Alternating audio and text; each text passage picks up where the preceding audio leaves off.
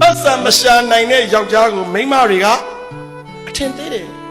နင်ပတ်စံအတွက်ရှာနင်တော်တော်အတော့မကြတဲ့ယောက်ျားနင်ဘာမှလည်းမရှာနိုင်ဘူးကြည်စမ်းနင်တော်တော်ညံ့နေ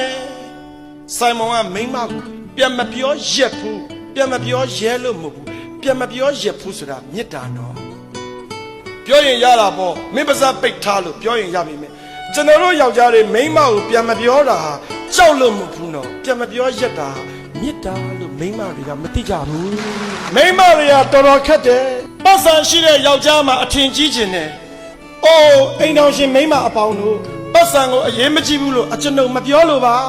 ပတ်စံကိုအရေးမကြီးဘူးလို့အကျွန်ုပ်မပြောလို့ပါအရှင်မရေ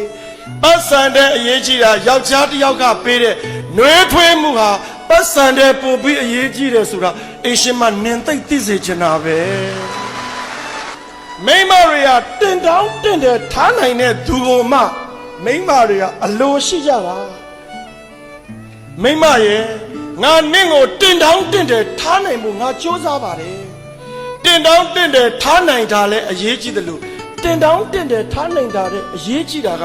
နင့်ကိုငါအမြဲတမ်းဘာပဲလုပ်လို့ဦးစားပေးတယ်လေဦးစားပေးခြင်းဟာ